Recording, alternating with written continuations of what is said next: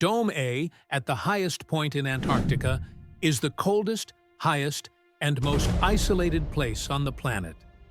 The ice there reaches almost 3.2 kilometers in thickness, exerting pressure capable of destroying ordinary machinery, which is why deep drilling has always been rare. Even so, China maintains the Kunlun station there. Since 2009, Kunlun has hosted ice core drilling projects, but many details have only been released in fragmented form. The strange thing is not what exists in Dome A, but what doesn't. There are no volcanoes, geological activity, or known mineral resources. Under the Antarctic Treaty, extraction is prohibited. So why drill so deep? Radar systems used on the continent sometimes detect unusual reflections under the ice, signals that often indicate something solid. In one case, operators reported a smooth, curved return, unlike natural ice layers. When the drill bit hit a cavity, the atmosphere changed. The silence ended. Officially, CHINARE, the state-run program that has managed Chinese missions since 2009, says it only works with climate, atmosphere, and astronomy, areas favored by the dry, rarefied air of Dome A. These projects are well documented. What doesn't appear in reports is any plan for drilling beyond these studies. Attention increased when a small team was reportedly sent to Kunlun at the end of the Antarctic winter, a time avoided because of the extreme cold, which can drop below 73 degrees, and the near impossibility of access. Sending people during this period involves high risk.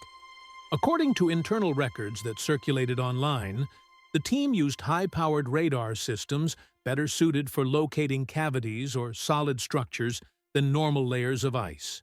In the initial scans, the technicians suspected a calibration error. A reflection appeared that was too smooth, curved, and symmetrical to be natural. Backup systems confirmed the same result. To top it all off, sensors recorded a thermal anomaly. The surrounding ice was several degrees warmer than the immediate environment, something difficult to explain in one of the coldest places on Earth. Dome A has no volcanoes, no geothermal vents, and no known heat sources beneath the ice. That heat shouldn't be there. The situation worsened when a leaked technical note described the reflection as too clean to be natural, an expression that quickly spread through forums before disappearing. If accurate, this raises an uncomfortable question. Why would a climate research station quietly deploy underground sensing technology more common in archaeology or military surveys? The moment the drill crossed a critical depth, something changed. Sensors registered a sudden drop in pressure, and the drill head began to shake violently. The engineers recognized the signal immediately. It was what happened when solid material gave way to an empty space. A hollow cavity had been drilled. In other parts of the world, this discovery might not be shocking. In Greenland and Iceland, ancient volcanic systems left behind ice caves and lava-formed chambers beneath glaciers. But Dome A is different. Geological records show no volcanic activity there for millions of years. There is no magma, no geological faults, nothing that should carve such a deep void beneath the Antarctic ice.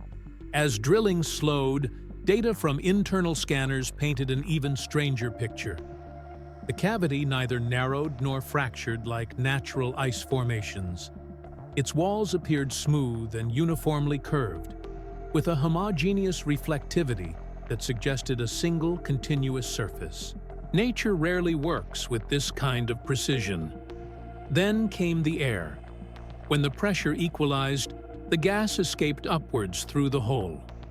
Those nearby later described a strong metallic smell mixed with ozone, the kind of odor associated with compressed environments or electrical discharge.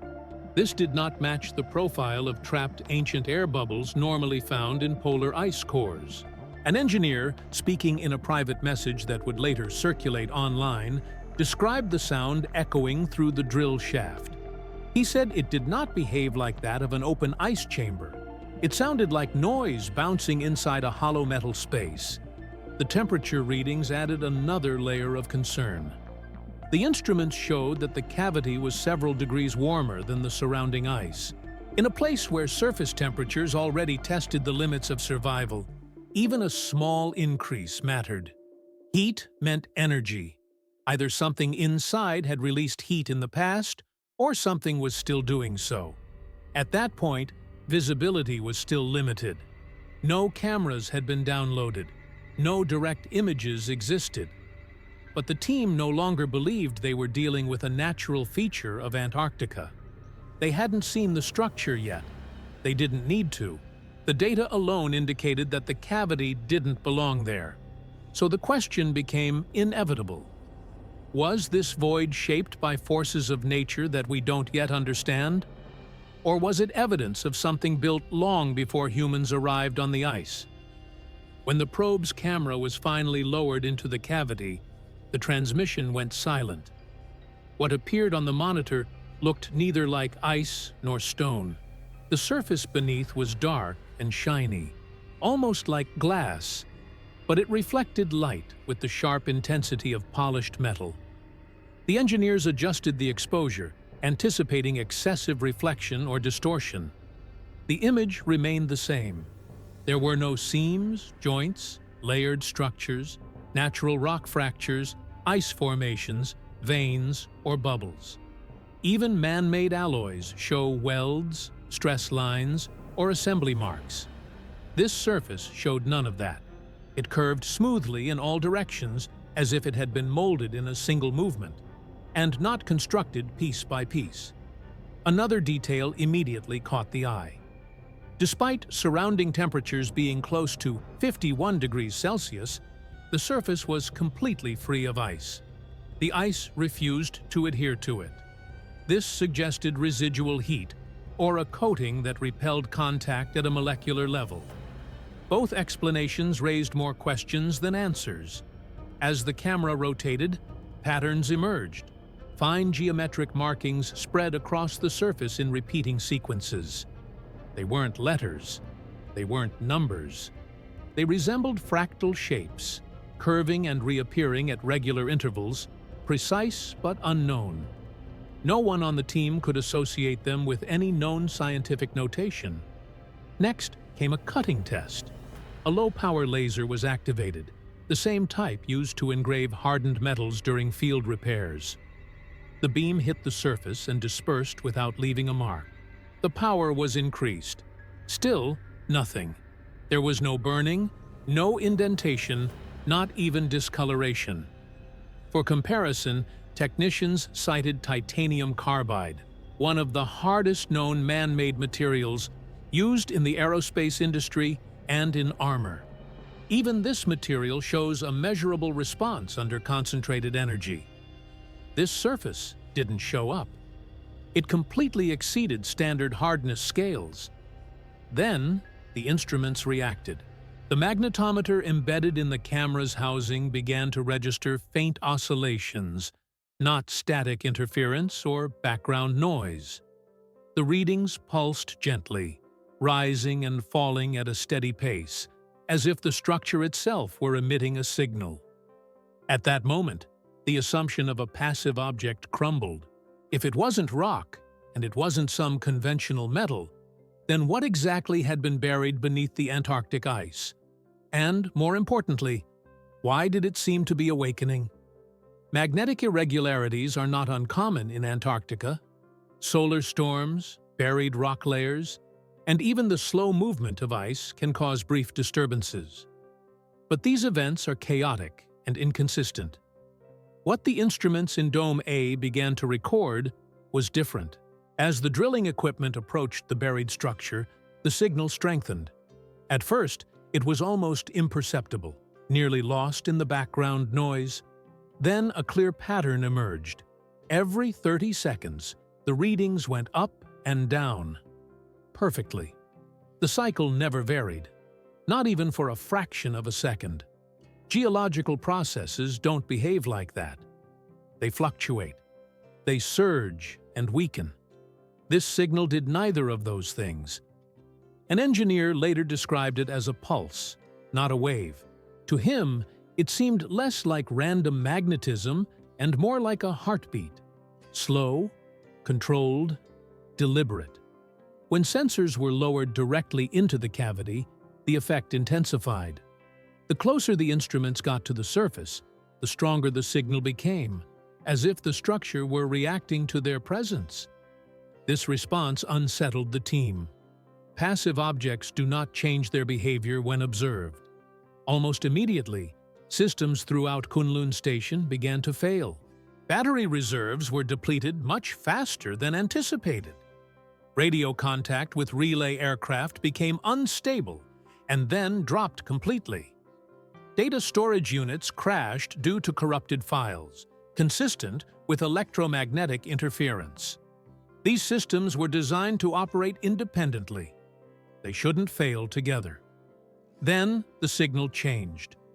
Tracking equipment showed that the pulse was no longer spreading uniformly through the surrounding ice. Instead, it narrowed.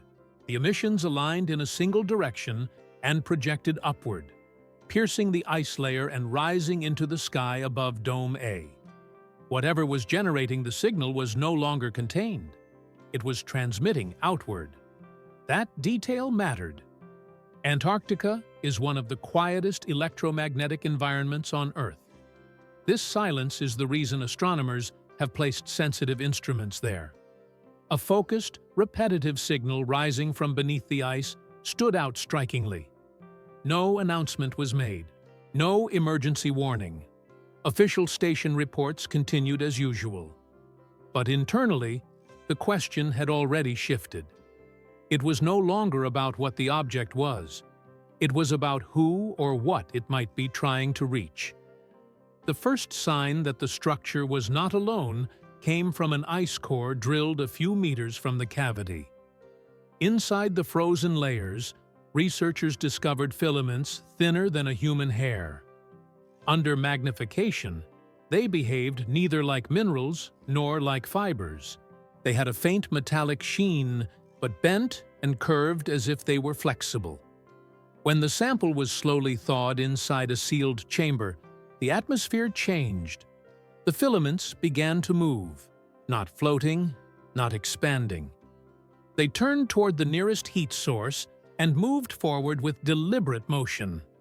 Chemistry could explain fusion or reaction. Directional movement could not. A researcher approached to observe. Within a few hours, he reported trembling hands and difficulty maintaining his balance. His speech became slow. Neurological tests showed erratic responses that did not correspond to fatigue, cold exposure, or altitude sickness. Although Dome A is a known high-risk zone, the symptoms did not fit any expected pattern. A portable sensor revealed something worse.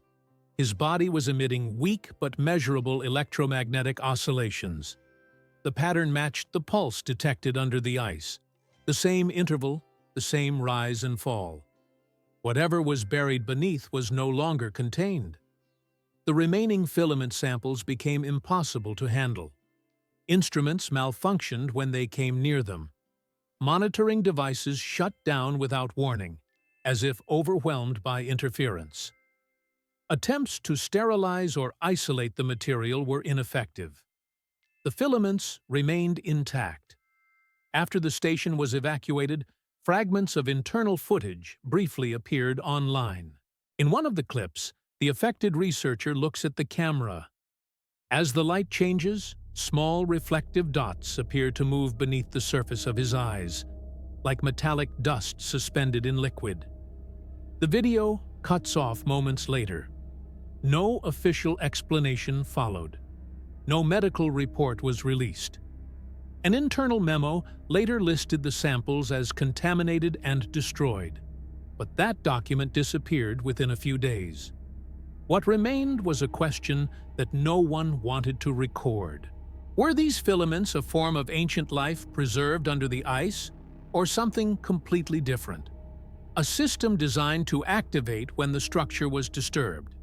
Because, if they could move, adapt, and integrate, then the drilling had uncovered more than just a relic. It may have triggered something that should have remained sealed.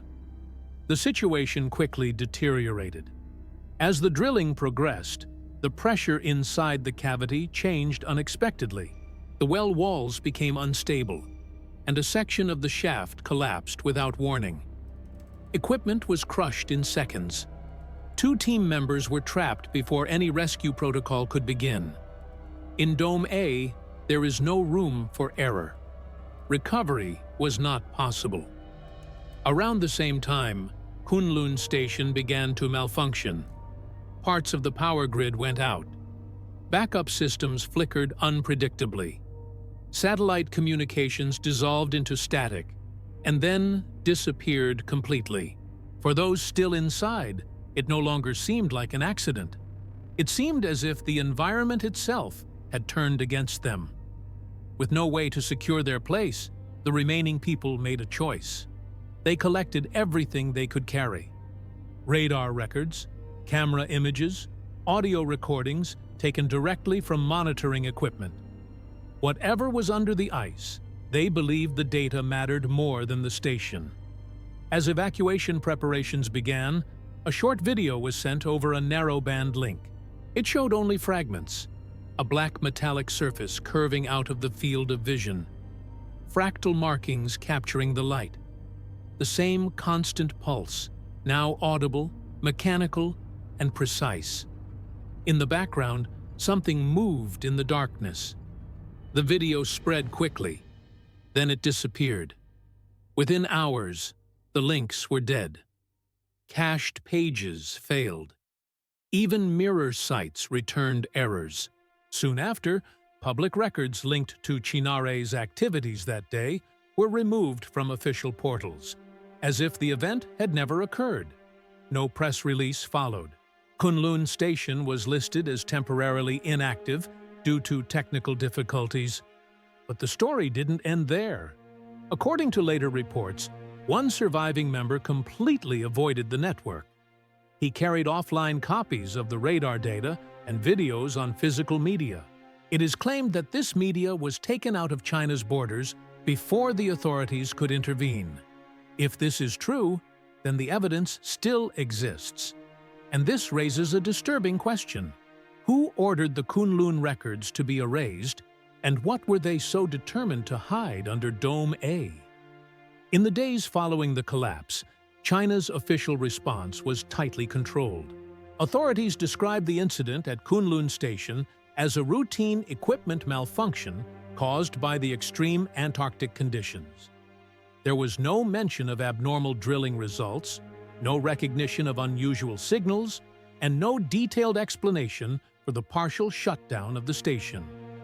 Public records were minimal, and subsequent questions went unanswered. What drew attention was the reaction outside of China. Other nations with permanent programs in Antarctica refused to comment, even as their own regional monitoring systems continued to detect magnetic interference over East Antarctica. No government issued a statement. The disturbances were not brief spikes linked to solar activity. The pulses continued for days. Outside of official channels, amateur radio operators in the southern hemisphere began picking up faint signals on normally quiet frequencies.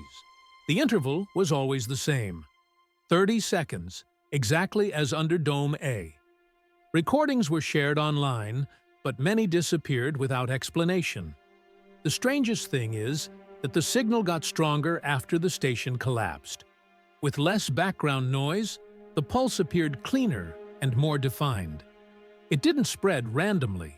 It maintained a fixed direction, as if it were pointing somewhere. Despite this, Dome A remained closed due to the rules of the Antarctic Treaty. No new missions were authorized. Then, a final anonymous report emerged. The pulse supposedly had fractal patterns similar to the marks seen on the buried structure. If true, it's not noise, it's something organized. The final picture is unsettling: a metal structure under kilometers of ice, a chamber where there should be no emptiness, a perfect signal every 30 seconds, strange material reacting to human contact. a station that collapsed, and data that vanished. And yet, the signal continues. Nothing in Dome. A naturally explains this. There are no volcanoes, no geothermal heat. Everything points to intention, not chance. Perhaps it was never a relic, but a mechanism designed to sleep, until awakened by human curiosity. So the question remains, what did China drill under Dome A, and why has the world remained silent since then?